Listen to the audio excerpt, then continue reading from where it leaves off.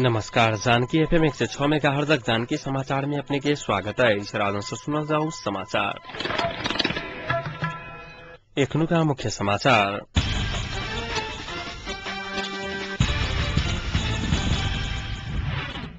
नेपाली कांग्रेस देवापक्षीय अलगे समानान्तर समिति बनावा के पक्ष में युवा सबक आंदोलन से वर्तमान सरकारक अन्त्याहत युवा संघ नेपालक अध्यक्ष बस्नेत के कहब 8 क्विंटल 39 किलो गांजा महतरी पुलिस द्वारा नष्ट।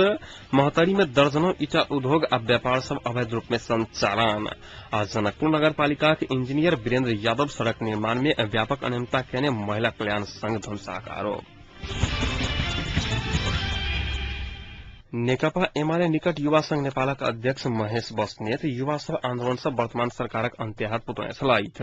आई काभ्रे के बनेपा में युवा संघ नेपाल बनेपा नगर कमिटी के तेसरा अधिवेशन के संबोधन करत बस्नेत एहन बात बतुएछ। राष्ट्रपति काम चलाओ हैसियत में सरकार पहुंच चुकला के बाद कुर्सी छोड़कर निकास देव वर्तमान सरकार तत्परता नहीं दखला करने अपने सब आंदोलन कर बाद भेल बस्नेत के दावी चलाइन। प्रधानमंत्री डाक्टर बाबूराम भट्टराई के सरकार इतिहास में कलंकित साबित पहुंच चुकल बतवित वो राष्ट्रीय सहमति के सरकार गठन भट्टराई सरकारक अंत्य होबा के विकल्प नहीं रहल तर्क कहने छलाइत। सत्ता टिकावा के बहाना में वर्तमान सरकार पूर्व विशेष सबके सुविधा देने आरोप लगबैत बस्नेत राष्ट्रीयता बचाव युवा सब एकजुट होबा प्रवाक में जोर देने छलखिन।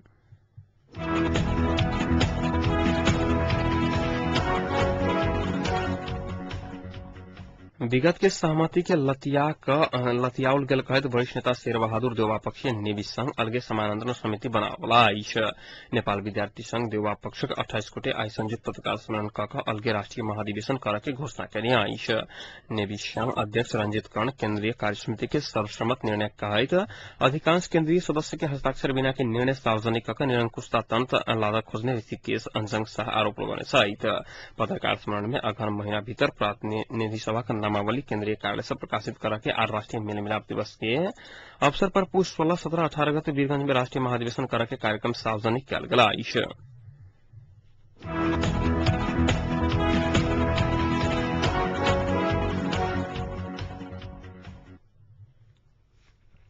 इलाका प्रहरी कार्यालय बर्दीवास किसी दिन पहले बरामद करने गांजा आई नष्ट करने आइछ।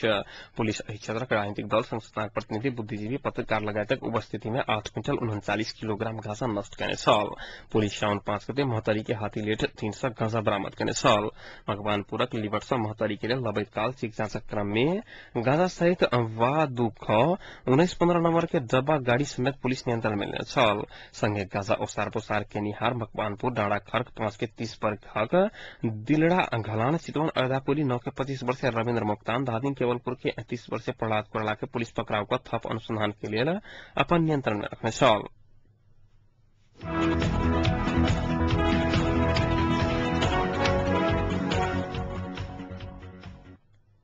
तराई मधेश विद्यार्थी फ्रंट धनुषा कार्य समिति अपन 5म स्थापना दिवस कल मनावला आइछ। फ्रंट अपन 5म स्थापना दिवस के अवसर पर कल भोर 8 बजे जनकपुर स्थित कबीर अनाथ आश्रम में कापी कलम पेंसिल तथा फलफूल वितरण करत साँझ 4 बजे तराई मधेश लोकतांत्रिक पार्टी के कार्यालय में दीप प्रज्वलन कर शुभकामना आदान प्रदान कर के कार्यक्रम रहल जनौलक आइछ। फ्रंट विज्ञप्ति जारी का कार्यक्रम में सहभागी हेबाक लेल विद्यार्थी वर्ग, पत्रकार, उद्योगी व्यापारी, प्राध्यापक, शिक्षक, महिला तथा पार्टी से संबंधित सब गोटे के सहभागी हेबाक लेल अनुरोध कयने आइछ।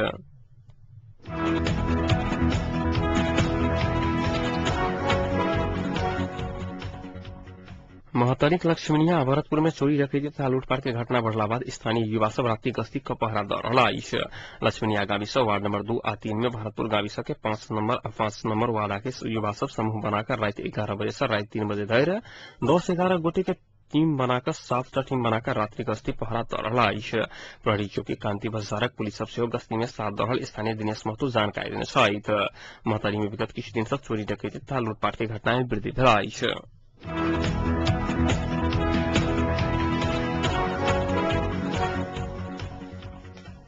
महतरी में दर्जनों ईटा उद्योग आ व्यापार सब अवैध रूपेण संचालन भ रहल खुलासा भेल आइछ। घरेलू तथा सना उद्योग कार्यालय महतरी के कार्यालय प्रमुख सुजीत कुमार कर्ण देने जानकारी अनुसार महतरी में 25% ईटा भट्ठा आ 50% से बेसी उद्योग आ व्यापार सब बिना दर्ता के संचालन भ रहल आइछ।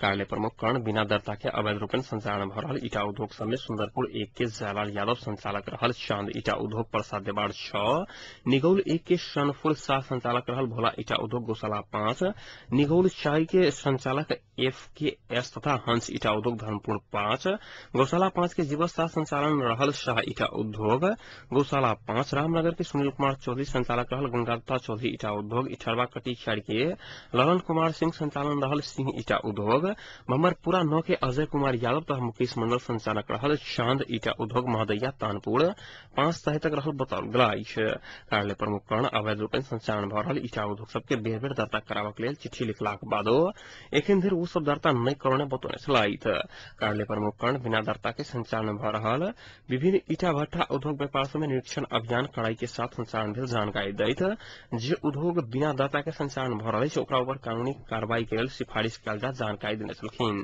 5,000 से 1.5 करोड़ देर तक के उद्योग तथा वाणिज्य के दर्ता तथा नवीकरण करबाक परीक्षित मुदा महताई में 50% से बेसी नवीकरण आदर्ता नहीं करने कर्ण जानकारी देने छलखिन। कर्ण नवीकरण आदर्ता नहीं करला से महतरी से सरकार के राजस्व कमी असुली भ रहल जानकारी देने छल।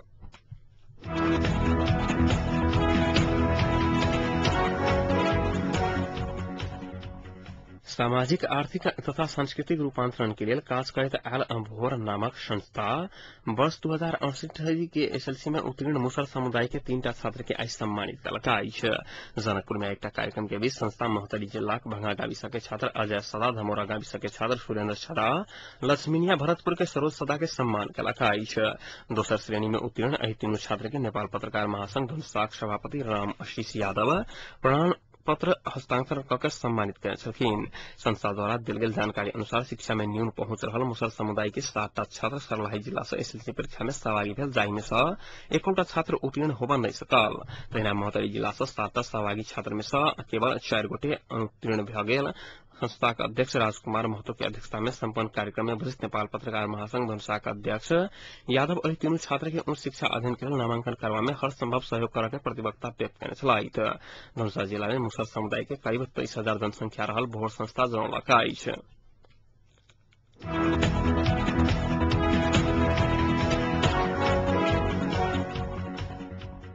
जनकपुर हेगर अगल बगल के क्षेत्र में कार्यरत सफाई कर्मचारी अर्थात मिस्तर सब स्वास्थ्य आ स्वास्थ्य संबंधी हक अधिकार सब वंचित रहल वक्ता सब जोर देने अछि। जनकपुर में आयोजित एकटा गोष्ठी में बजैत कार्यक्रम में सहभागी सब नगर क्षेत्र सहित सर सफाई संबंधी विभिन्न काज में संलग्न मिस्तर समुदाय के स्वास्थ्य पर रोजगारदाता सब गंभीर नहीं रहल बतौने छलाइत। मुख्य रूप से शहरी क्षेत्रक सड़क नाला सर सफाई के संगे अस्पताल एवं निजी नर्सिंग होम सहितक संस्था सब में काज केनिहार एहि समुदाय कर्मचारी स्वास्थ्य संबंधी अधिकार पर ध्यान नहीं देल जा रहल सबक कहब छलाइन। कार्यक्रम में वरिष्ठ नेपाल दलित मिस्टर कल्याण संघक अध्यक्ष राजू चौधरी सफाई कर्मचारी कार्यरत संस्था सब पंजा आ मास्क धरि उपलब्ध नहीं करा रहल शिकायत व्यक्त करने छलाइत।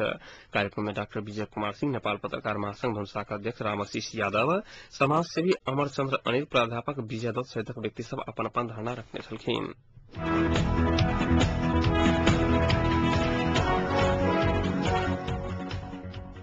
सप्तरी में पुलिस स्थानीय बीचक झड़प में गोली लाग मृत्यु भेल इन नारायण यादव के शहीद घोषणा करे के मांग करैत स्थानीय वासी सभा पूर्व पश्चिम राजमार्ग के कल्याणपुर में चक्का जाम करने छल। पुलिस संघक झड़प के क्रम में गोली लाग निधन भेल नेपाली कांग्रेस सप्तरी के सासवर गांव कमेटी सभापति यादव के शहीद घोषणा करे के मांग करते स्थानीय वासी सब कल्याणपुर स्थित विष्णुपुर चौक पर 1 घंटा चक्का जाम करने छल। मृतक यादव की शहीद घोषणा, मृतक परिवार के क्षतिपूर्ति, दोषियों पर कार्रवाई, अशांति सुरक्षा की व्यवस्था करे के मांग स्थानीय वासी सब कयलक अछि।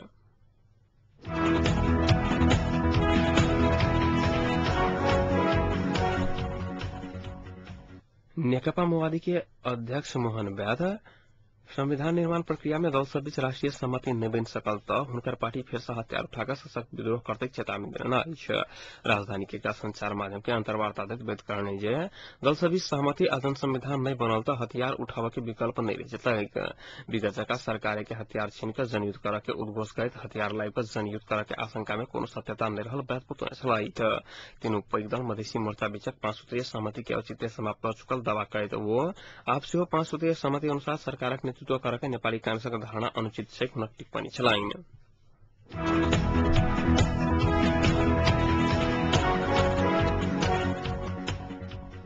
मदर टेरेसा से मोती सागर धरि तक के सड़क निर्माण में व्यापक अनियमितता भेल महिला कल्याण संघ धनुषा आरोप लगौलक अछि।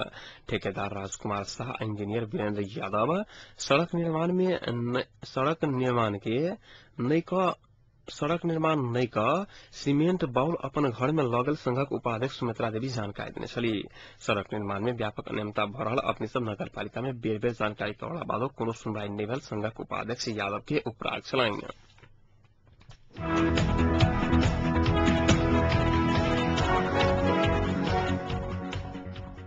नेपाली कांग्रेसक सभापति सुशील कोइराला संविधानक अक्षर मात्र देख कर नहीं बुझ सकेला राष्ट्रपति डाक्टर रामवरण यादव के आग्रह केने छलखिन। संवैधानिक संकट के कारण देश अधीनतावाद तरफ फंसैत जा रहल कहत कोइराला राष्ट्र अध्यक्ष के हैसियत से उचित डेन उठाबक लेल राष्ट्रपति के आग्रह केने छलखिन। कास्की के पोखरा में आइ से शुरू भेल 3 दिनक कांग्रेस के जिला सचिव सभक राष्ट्रीय जमघट के उद्घाटन करैत ओ कहलनि जे निर्वाचन आयोग सेहो सरकार घोषणा केने अगहन 7 गते में निर्वाचन नहीं कराओल जा सकैया कहि चुकल अछि। ताहि दुआरे अब राष्ट्रपति के संविधानक संरक्षण तथा राष्ट्र अध्यक्ष के नता से उचित डेन उठाबाक चाही।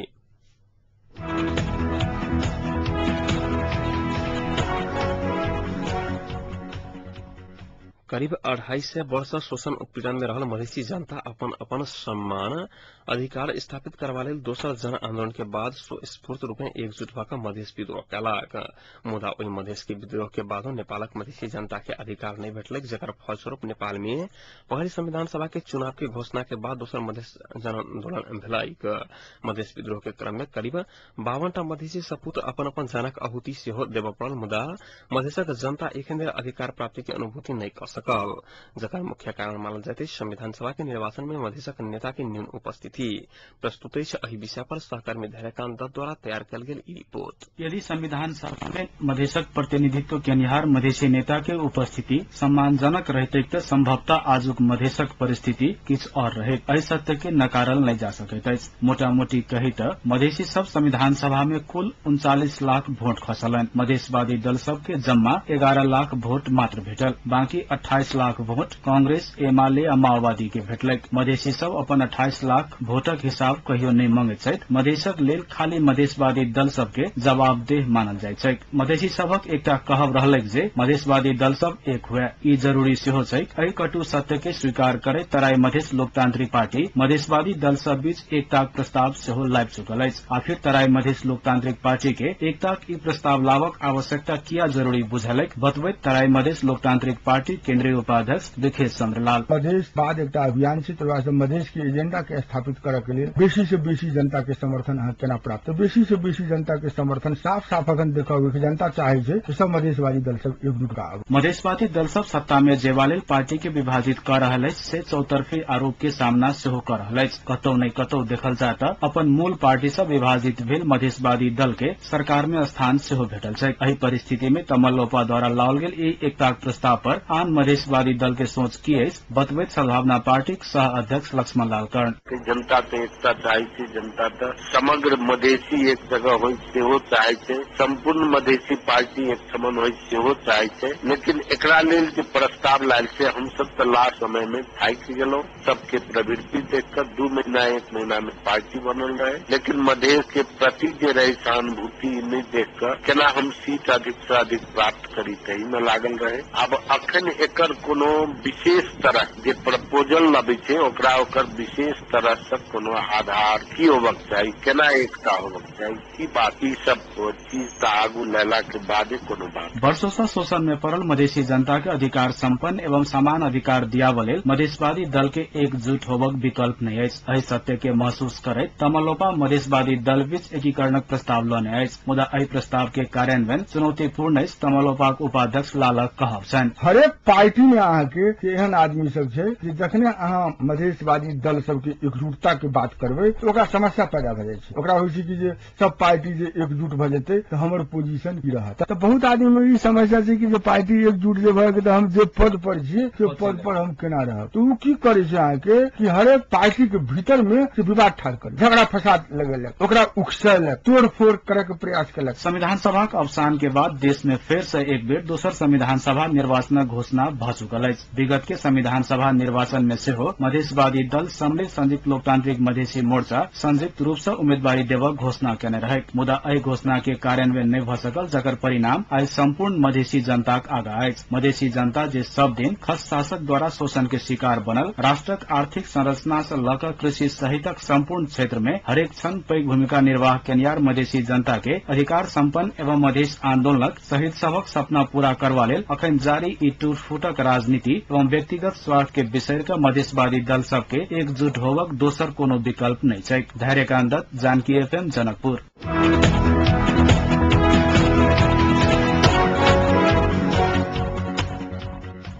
नेपाली एथलेटिक्स खिलाड़ी तिलकराम थारू लंदन ओलंपिक में राष्ट्रीय कीर्तिमान तोड़ा में असफल रहल। 100 मीटर में भाग लेवा तिलकराम निर्धारित दूरी 10.85 सेकेंड पार करैत 29 गोटे में 12वां स्थान में रहल। वो अपन व्यक्तिगत उच्च प्रदर्शन समेत सुधार नहीं सकल। 100 मीटर में 10.71 सेकेंड के राष्ट्रीय कीर्तिमान रामकृष्ण चौधरी के नाम में रहल। वो सन 1999 के सांगमा राष्ट्रीय कीर्तिमान बनौने सल। तेना तिलकराम के उच्च प्रदर्शन 10.80 सेकेंड में रहल। लंदन ओलंपिक में लगातार चीन के अग्रता तोड़ित अमेरिका अग्रस्थान में पहुंच रहल।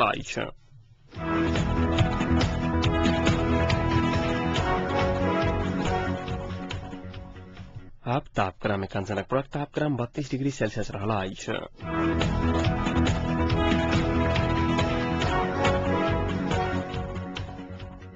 प्रमुख समाचार अंत में पुनः एक बेर फिर से।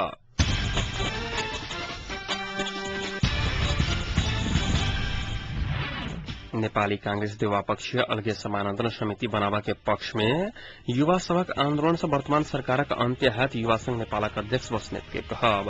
8 क्विंटल 39 किलो गांजा मोहतरी पुलिस द्वारा नष्ट। मोहतरी में दर्जनों ईटा उद्योग आ व्यापार सब अवैध रूप में संचालन। जनकपुर नगर पालिका के इंजीनियर वीरेंद्र यादव सड़क निर्माण में व्यापक अनियमितता करने महिला कल्याण संघ ध्वंसा आरोप।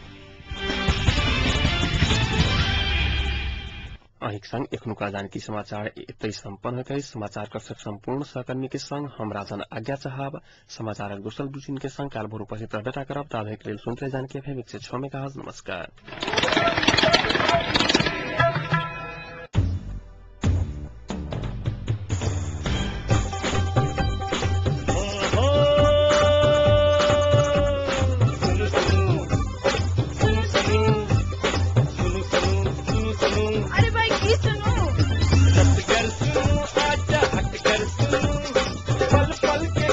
घर बैसल